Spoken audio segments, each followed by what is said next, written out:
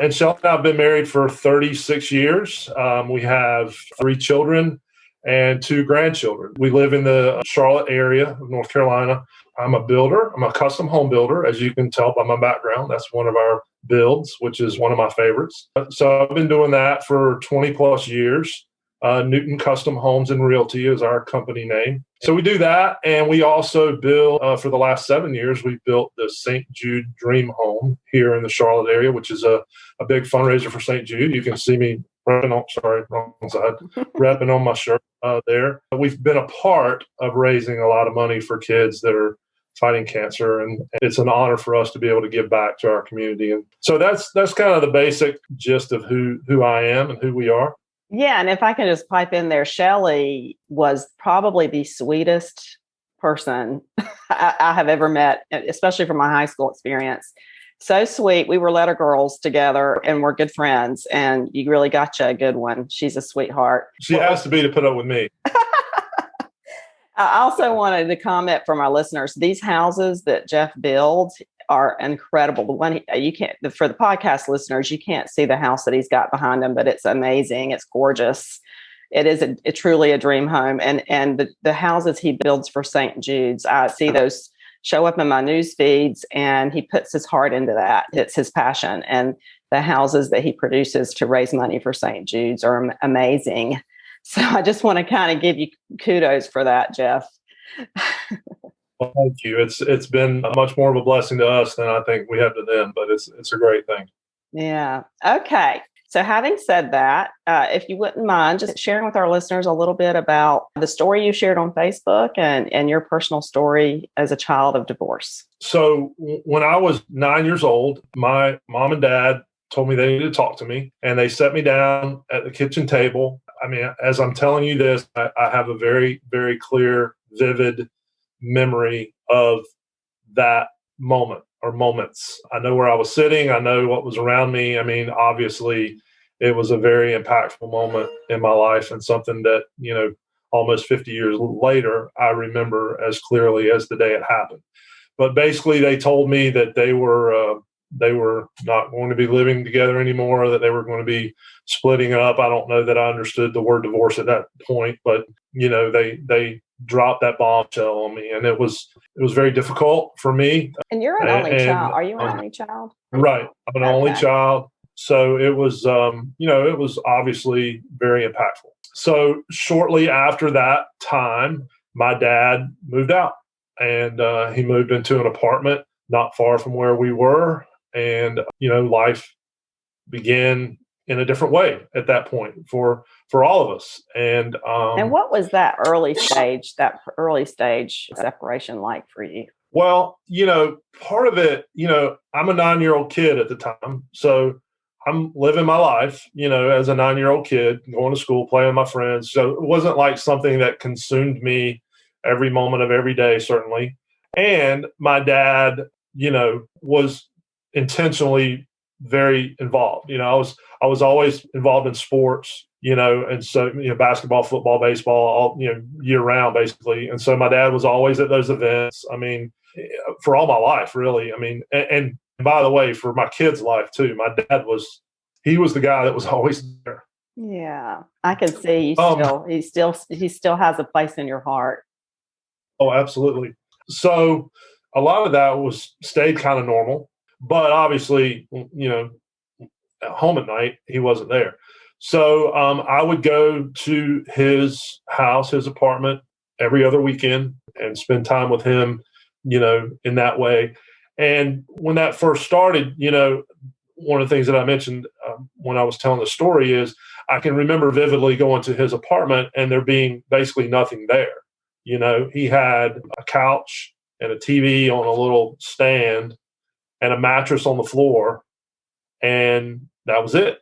Maybe a lamp, I remember one time that it was after, I think, a football game that I had played in, and we went back to his apartment, and I was thirsty and wanted something to drink, and I went and up in the fridge, and there was nothing in it. Nothing. Like, wow. Not even a bottle of ketchup. I mean, it was completely empty. Well, where would you sleep when you were with him? Where would you sleep? With him in the bed. Okay, on the bed. Okay. Yep. And so it obviously made an impact to me that was his living situation. But at the same time, I didn't understand the level of despair that he was in. And it was his fault, by the way. What he did is why they got divorced. And I didn't know that at this time, obviously, and to my mom's credit, she never disparaged my dad in front of me anyway. And I want to pipe in how crucial that is. And it's so hard when you're divorcing somebody who's made a lot of bad decisions that have had an impact on your life, to try to not speak negatively about that person to your children. That's really hard to do. And it takes a conscious, intentional effort on a daily basis to do what's best for the kids. So all along, through my childhood, I never knew why. I just knew that, they were split up. So anyway, it was at this time, and this was in 73-ish, 74, 73, 74. Did you have friends that were from divorced families? Because I know back then divorce wasn't as prevalent. Did you have friends that were from divorced homes? Okay. I did.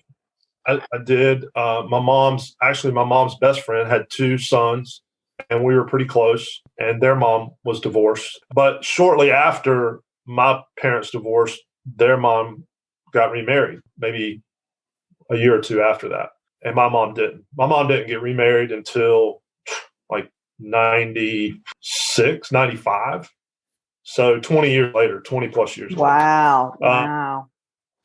Yeah, she had, and by the way, my mom had been hurt by men her whole life, including her father. I never knew her father. He was not a good guy.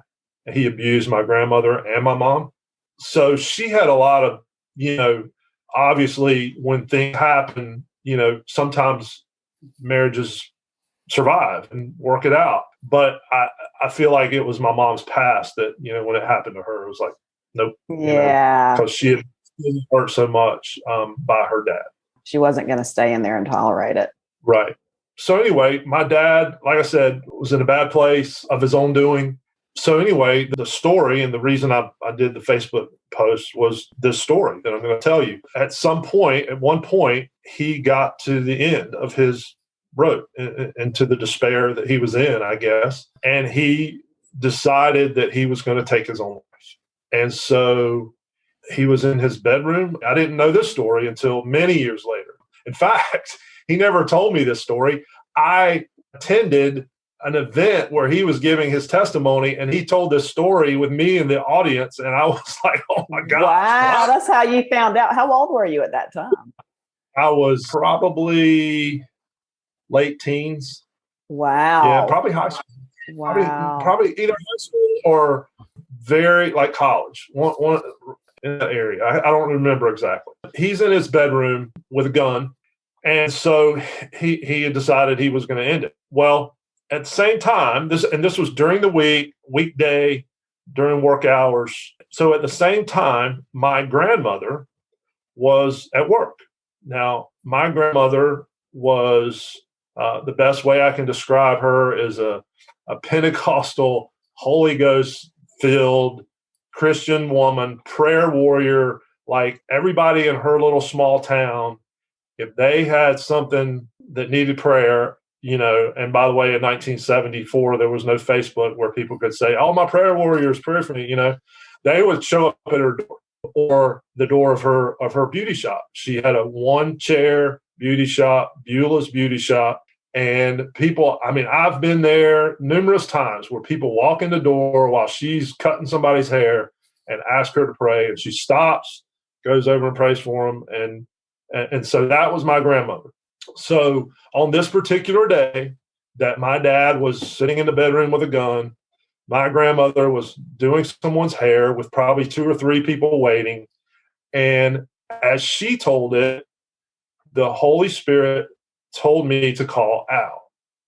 And so she's doing hair, and she said she kind of hesitated for a few minutes. And in her thought process, okay, it's the middle of the week. He's not at home.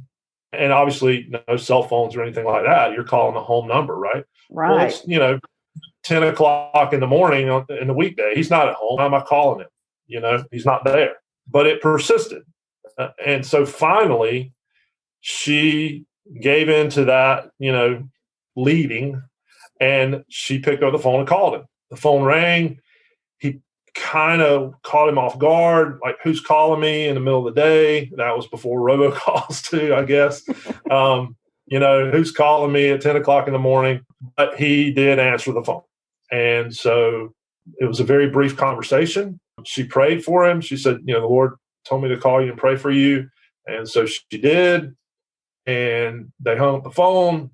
He put the gun away and, went on with his life. And it was just a few weeks later, he worked in Charlotte, and near where he worked was a drugstore, Pike's drugstore. And this was back in the days when drugstores had the lunch counters, right?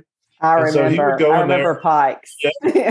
Yeah, right on Graham Street, right near West Charlotte, right? Mm-hmm. So he would go in there periodically for lunch, and he had gotten to know the manager of that store, a gentleman named Mr. Russell. So it was just a couple of weeks after this event with him and my grandmother that he had gone in there, and Mr. Russell, I guess they had talked, and Mr. Russell realized that he was struggling, and he invited him to a prayer breakfast on a Friday morning, and my dad went, and he got saved. He gave his life to the Lord for 3 or 4 weeks after that event with my grandmother. So the point of that, and the reason that I shared this on Facebook, is that, had she not called him, what would have happened to him, to me, to my kids, all the way down the line?